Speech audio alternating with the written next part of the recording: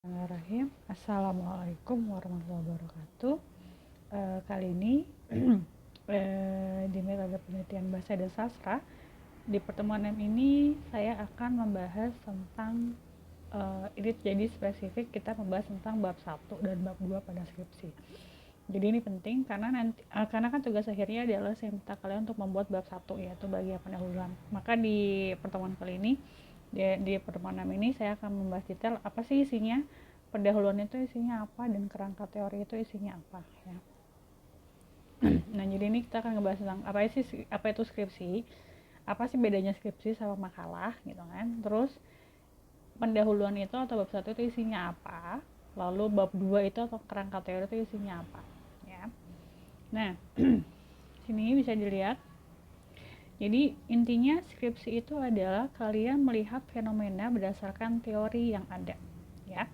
Jadi makanya dasar dalam skripsi itu adalah harus menemukan teori. Dari teori itu kalian mencari data di lapangan yang membuktikan teori bahwa teori itu benar atau salah. Jadi harus berangkat dari teori ya. Ingat, semua skripsi itu harus ada teori yang mau dibuktikan tuh apa pembuktiannya ya. Konsepnya tuh apa, apakah sesuai antara yang teori yang dinyatakan dengan kenyataan di lapangan itu. Jadi kalian tuh membuktikan ya. Tidak, kalau bisa nggak skripsi itu nggak ada teorinya? Nggak bisa, itu bukan skripsi namanya ya. Kalau nggak ada, harus ada teori yang dibuktikan. Terus yang kedua, skripsi itu bisa juga modelnya penelitian lanjutan dari penelitian sudah ada. Misal kalian sebelumnya pernah melakukan exploratory, kayak kalian iseng bikin wawancara, atau kalian dulu pernah misalnya ikut join, terus kalian terusin lagi jadi lanjut dalam skripsi, itu boleh. Terus poin ketiga ini adalah skripsi dapat, nah ini adalah reduplikasi. Ingat ya, reduplikasi bukan duplikasi. Kalau duplikasi itu adalah pure kalian mengcopy paste, menyontek ya, dicontek sepenuhnya, pure-purean. Jadi bisa dibilang jika tulisan kalian, skripsi kalian itu memiliki kesamaan di atas 60%, saya lupa 60 atau 70, itu dibilang karya kalian itu ada karyanya plagiat. Jadi nggak boleh sama ya, harus di bawah itu ya kesamaannya. Nah, reduplikasi di sini yang saya maksud adalah, jadi kalian mencari misalnya sudah ada penelitian sebelumnya, baik itu skripsi atau baik itu jurnal gitu kan. Lalu kalian melakukan apa yang dilakukan di jurnal itu, kalian lakukan lagi di sini dengan misalnya objeknya beda, marketnya beda gitu. Misalkan nemu jurnal tentang dia meneliti pengaruh antara menonton Korea drama terhadap peningkatan kapasitas pemahaman kata atau kosakata, vocabulary gitu kan. Misalnya itu dilakukan di Cina gitu kan. Terus kalian ada caranya begini begitu. Terus kalian ini nih, aku menyontek ini caranya dia tapi di Indonesia. Ya udah, itu nggak apa-apa, itu namanya reduplikasi. Kalian mencontek. Jadi dia ambil teorinya dia tapi diambil di sini. Gitu. Itu namanya reduplikasi, dan itu boleh di dalam skripsi, seperti itu tidak apa-apa ya. Jadi itu bisa jadi misalnya tempatnya beda ya kan, penelitian temanya sama dengan yang sebelumnya atau teorinya sama, tapi tempat yang diuji beda. Misalkan ini pernah dilakukan di Jakarta tapi belum, terus kalian bikinnya di Surabaya atau di Papua gitu, atau jadi lokasinya sama tapi penelitiannya beda. Misalnya sama-sama di Jakarta gitu kan, tapi kan kalau saya nelitinya tentang ini mahasiswa saya, dia nelitian tentang SMA, itu kan beda, itu nggak apa-apa gitu kan. Ya, terus yang ketiga, dan ingat yang namanya tadi ya, berangkat dari teori, maka harus mencantumkan dengan jelas sumber referensinya. Itu harus jelas sumbernya. Misalnya ngambil dari buku-bukunya siapa, yang terbitin siapa, buku cetakan tahun berapa, jurnalnya siapa, jurnal itu diterbitin di mana, halamannya berapa, itu juga harus jelas ya. Tuh, ingat. Nah, di bab 1 dalam kita bab pendahuluan itu isinya ada 7 poin ya, bisa dilihat di sini kan, latar belakang, perumusan masalah. Saya akan bahas satu persatu isinya ya. Oke, latar belakang ini bagian awal. Jadi isi latar belakang itu apa sih? Dia adalah penjelasan dilakukannya, jadi jelasin kenapa kalian memilih tema itu yang mau dibahas atau mau diteliti, apa sih yang menarik yang membuat kalian mau ngebahas tema itu. Misal kita ngomongin K-pop lagi, saya tuh paling bosan kalau kalian misalnya topiknya adalah misal objek kalian adalah K-pop, terus udah gitu di bagian latar belakang itu abislah 3-4 paragraf itu isinya ngomongin K-pop, mulai dari awal K-pop masuk di dunia lalala, kepanjangan, kebanyakan ya. Cukup kalau emang kalian harus banget menyinggung K-wave ya, itu cukup cuma 1 paragraf aja, karena di paragraf berikutnya itu harus yang spesifik langsung nyambung sama apa yang mau dibahas. Misalnya kalian ngebahas K-pop, jadi jangan cuma ngomongin K-pop masuk di dunia kapan, mengglobal kapan, enggak. Industri K-pop itu seperti apa, misalnya yang kayak gitu. Apa nilai nominalnya, terus K-pop masuk Indonesia itu kapan, berapa banyak misal official fanbase di Indonesia untuk yang grup K-pop yang kayak gitu. Jadi langsung spesifik nyambungin sama tema kalian, jangan terlalu kemana-mananya tuh yang jauh tuh nanti. Karena banyak yang saya baca tuh seperti itu, jadi latar belakangnya itu ngomongnya general banget kan, K-wave lah, K-pop lalalala, terus tapi saya tidak melihat adanya garis merah antara penjelasan dia dengan apa yang mau dibahas di skripsinya dia. Paling cuma dengan itu, tapi dengan itu nggak jelas gitu kan ya. Jadi harus jelas, karena latar belakang itu nanti kan dengan penjabaran yang sudah dijabarkan sebelumnya. Karena hal inilah maka saya sebagai peneliti ingin, kan kalian akan seperti itu di bagian kalimat terakhirnya itu harus kejelasan apa nih kita sebagai pembaca tuh, oh jadi dia pengen neliti gara-gara ini gitu ya. Dan bagusnya di bagian latar belakang itu bukan cuma sifatnya naratif, tapi harus menampilkan fakta, data, statistiknya. Ngomongin K-pop, kamu tampilkanlah data nominal apa secara bisnis, market value-nya K-pop itu seperti apa, jumlah fansnya K-pop itu berapa, itu ditampilin datanya ya. Harus, kalau bisa harus ada data, itu akan memperkuat bahwa apa yang kalian omongin ini bukan cuma asal kalian ngomong doang, ngecak-ngecak doang, enggak, tapi memang ada di lapangannya datanya seperti itu ya. Nah makanya jadi latar belakang berupa peristiwa yang timbul, atau sudah gitu bisa juga ditambahin misalnya latar belakang dapat berupa kritik terhadap satu teori atau pemikiran. Nah ini bisa kalian menyinggung misalnya iya pada misalnya pendapat siapa, opini siapa dibahas di situ, yang kayak karena kalian either kalian setuju atau nggak setuju, itu bisa disinggung sedikit di bagian latar belakangnya gitu ya. Lalu di berikutnya, sebab berikutnya adalah perumusan masalah. Nah perumusan masalah ini adalah dia menjabarkan lebih lanjut. Ingat ya, yang namanya perumusan masalah bukan ngetik ulang judul skripsi kalian, enggak. Tapi dia adalah penjabaran dengan detail.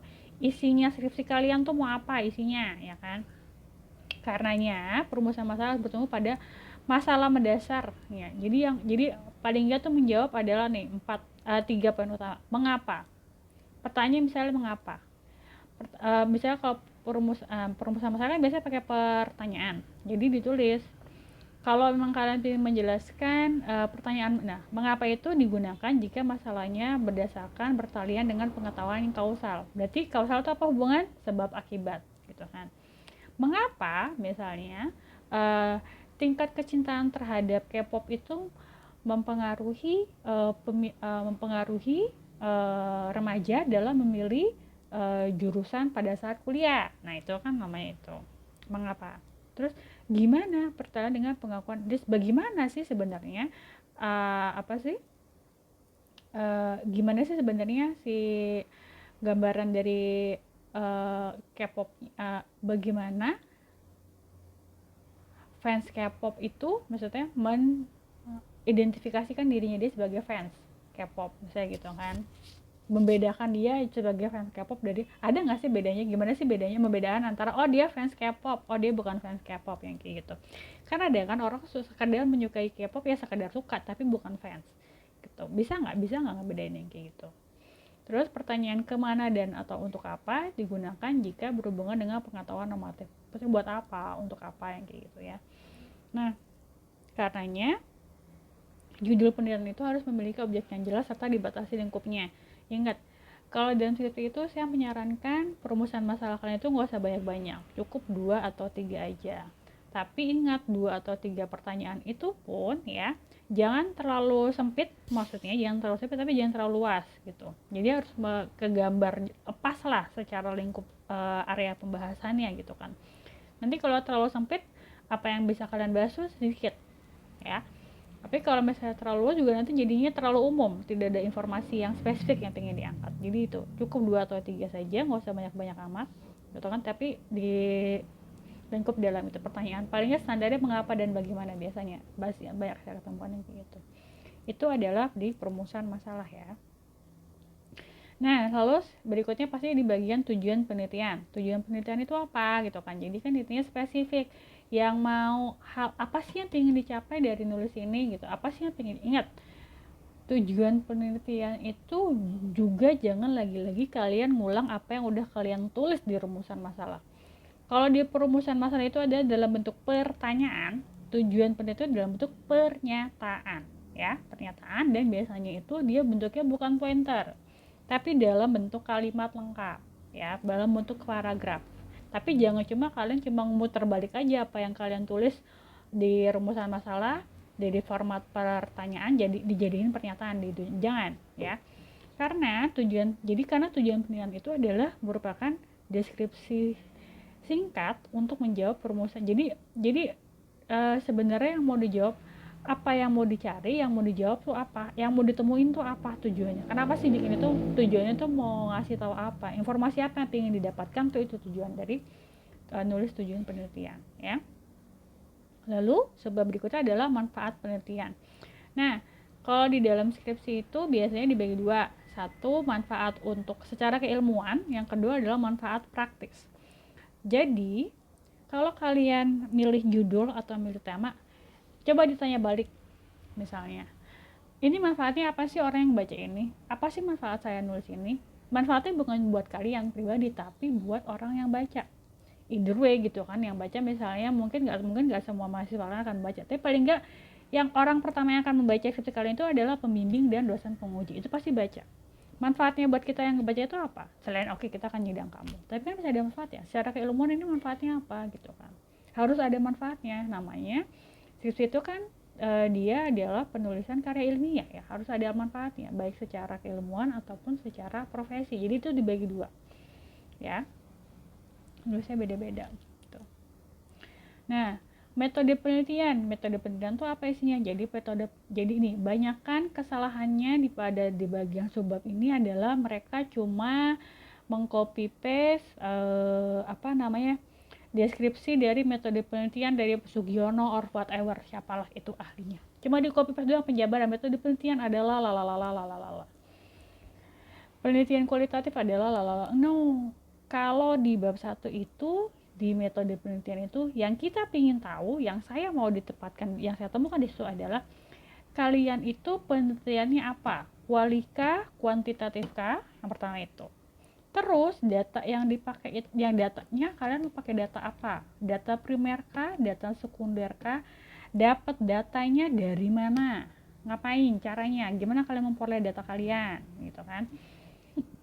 Terus cara ngambil datanya seperti apa, kapan ngambil datanya, terus kalian nganalisa datanya akan seperti apa, itu jadi ini akan kalian pakai. Makanya apakah pada saat awal bikin bab 1 itu bisa jadi bagian metode penelitian masih agak umum, jadi kalian paling cuma sekedar kayaknya sih riset saya masih deskriptif aja sih, saya kualitatif deskriptif, ya nggak apa-apa, tapi paling nggak kalian udah tahu kualitatif deskriptif, kalian udah tahu nih kalian mau pakai apa nih nyari datanya, interview kah, survei kah, atau studi pusakata, udah tahu di situ. Paling nggak udah tahu kalau dapat data kalian tuh dari mana, paling nggak. Karena nanti begitu udah selesai sampai bab 4 itu pasti kita akan ngerubah lagi di metode, karena menyesuaikan kan dengan secara seiringnya sejalan itu. Kayak paling nggak harus ketahuan penelitian kalian mau ke arah mana, datanya apa, mau dapat datanya dari mana, itu harus sudah tahu di awal ya. Jangan nggak jelas, jangan cuma copy paste ya data ini, terus kalau misalnya mau ya sampelnya 30 kan, teori sampling adalah no, saya nggak butuh tahu kalian nulis teori sampling itu apa, no, kalian dapat jumlah segitu dapetnya dari mana, itu kan ada perhitungan sendiri ya, harus yang kayak gitu. Nah itu ada yang nggak terus yang terakhir kan paling kalau sistematika penulisan standar lah, kalian pembagian penulisannya bab 1 itu apa, 2, 3 apa, saya nggak bahas di sini, itu udah gampang ya, template. Nah sekarang kita ke bab 2. Bab 2 itu adalah kerangka teori. Ada 4 poin ya: pendahuluan, tujuan pustaka, alasan teori, keaslian penelitian. Ini ada pendahuluan juga, tapi pendahuluan di bab 2 itu lebih pendek. Jadi cuma kayak satu paragraf aja. Brief. Jadi intinya adalah pendahuluan, misalnya teori yang kalian bahas itu akan mengkaitkan teori apa. Pasti di situ aja. Maksudnya jadi deskripsi ini yang mau dibuktikan apa, akan dianalisis dengan teori apa. Jadi cuma itu semacam paragraf pembuka untuk bab 2, awal bab 2 ya. Jadi bukan modelnya nggak sedih. Jadi semacam kayak latar belakang tapi untuk bab 2-nya. Nah, tinjauan pustaka. Kan ini kan bisa lihat ya, ada tinjauan pustaka, ada landasan teori, ada keaslian penelitian. Ini beda-beda ya secara isi. Nah, tinjauan pustaka. Jadi ini adalah, jadi paling enggak kalau di dalam skripsi itu kalian harus mencantumkan beberapa penelitian sebelumnya yang mirip dengan apa yang ingin kalian teliti atau apa yang kalian tulis. Rata-rata itu bisa masukin minimal kayaknya 3, maksimal mungkin bisa 5. Di sini cuma untuk di bagian tinjauan, tapi bukan berarti di bagian nanti daftar pustaka kalian yang belakang itu cuma 5 jurnal, enggak. Jadi kan pasti kalau dari sekian banyak jurnal yang akan baca, pasti akan ada beberapa jurnal yang ini tuh jadi pegangan kalian, jurnal utama yang jadi guideline kalian waktu kalian deskripsi. Nah, ini yang masuk di tinjauan pustaka 3-5 ya. Jadi di sini adalah hasil dari penelitian sebelumnya yang ada kaitan dengan apa yang kalian teliti. Terus fakta dan data yang dikemukakan. Nah, ini masih disebutin ya di dalam sini. Misalnya nama penulisnya siapa, tahun terbitnya kapan, halaman yang dikutip apa. Jadi di bagian yang pustaka itu adalah harus ada jelas misalnya. Jadi jangan cuma jurnalnya ini oleh ini tahun segini. Nah, itu jurnalnya isinya apa? Apa yang kalian tulis penjelaskan jurnal itu atau harus nyambung dengan apa yang pengen. Jadi gini, yang jadi benang merah antara jurnal itu dengan penelitian kalian itu apa, itu yang harus kalian tulis di bagian ini per jurnal. Jadi masing-masing jurnal, jadi ini jurnal ini hasilnya apa, hasil penelitiannya apa, jurnal ini hasil penelitiannya apa, itu isinya tuh kayak gitu ya. Nah, landasan teori. Nah, ini lebih telaah diungkap, jadi ini lebih jauh lagi ya. Jadi ini landasan teori itu adalah berarti ini yang utama. Teori apa yang akan kalian gunakan nanti untuk menganalisa data yang kalian punya. Gitu. Ya, kalau tadi kan di tinjauan pustaka kan cuma jurnal yang jadi referensi ya. Ngomongin jurnal ini dia pakai teori ini, hasilnya seperti ini. Landasan teori adalah pure ngomongin teorinya doang. Teori apa yang pengen kalian pakai, dan ini yang akan dipakai untuk menganalisa data. Jadi nanti pada saat kalian bikin bab 3, ini akan jadi guideline-nya, landasan teori. Ini yang akan jadi panduan kalian waktu kalian analisa data. Jadi saat kalian menganalisa, itu adalah pakai dasar teorinya ini yang akan kalian pakai. Yang mau dibuktikan tuh ini. Gitu, landasan teorinya ya. Jadi itu. Jadi ini saya kata core utama dari skripsi kalian itu di bagian landasan teori. Jangan sampai di landasan teori kalian tulis apa, lalu di bagian bab 3 analisa datanya tuh nggak nyambung sama sekali sama landasan teorinya. Or di bagian bab 3-nya itu cuma ngulang apa yang kalian tulis di landasan teori, which mean ngulang berarti kan deskripsi doang, kopas tanpa ada analisa data, tanpa menyambungkan antara teori yang ada di sini dengan data yang kalian punya, informasi yang kalian punya. Itu juga nggak bisa, itu juga salah ya. So be careful di sini landasan teorinya ya. And then bab berikutnya adalah keaslian penelitian. Nah, jadi ini adalah apa sih yang tadi kan kalau di daftar pustaka itu di landasan pustaka itu kan yang mirip sama punya kalian, ya kan? Nah, di sini adalah harus mengungkapkan perbedaannya. Jadi bedanya yang tadi itu biasanya kebanyakan tuh pada di bagian keaslian penelitian itu mereka ngulang sama yang awal, tapi isinya beda ya. Jadi gini, kalau misalnya tadi di bab landasan pustaka itu adalah harus ngasih sedikit rangkuman dari isi jurnal, maka di keaslian penelitian misalnya kalian masukin jurnal yang sama yang kalian masukin di landasan pustaka itu adalah harus mencantumkan bedanya jurnal itu dengan penelitian kalian itu apa, perbedaannya. Misalnya oh ya di jurnal ini teorinya sama, teori yang kami pakai sama, tetapi objeknya beda. Misalnya dia objeknya adalah mahasiswa di Jakarta, sedangkan saya objeknya adalah mahasiswa di Surabaya. Jelas perbedaannya gitu ya. Harus ada perbedaan atau perbeda teori. Misalnya gini, oh objeknya sama-sama mahasiswa Jakarta, tapi gitu kan, kalau dia misalnya pendekatannya teori A, saya pakai pendekatan teori B. Nah, itu boleh kayak gitu ya. Jadi dan tetap dimasukin juga rinci nama peneliti, judul penelitian, tahun terbitnya itu juga harus masuk di sini ya. Jadi saya jangan sampai kopas doang ya antara isi di keaslian penelitian sama di landasan pesakit yang tadi di awal. Itu beda dua hal. Mungkin sama, jurnalnya akan sama tapi secara isi akan beda. Oke? Tuh.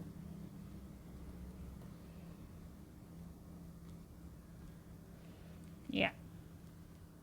Nah, itulah apa namanya untuk di pertemuan 6. Jadi be careful, untuk tugas akhir kan saya cuma minta di bab 1 aja kan ya. Di bab 1 aja, jadi itu isinya bab 1 dan latar belakang pun kalian saya udah jelaskan latar belakang kita harusnya isinya seperti apa. Ya, jadi jangan salah. Silakan dipakai guide-nya. Sampai bertemu di video yang lain. Assalamualaikum warahmatullahi wabarakatuh.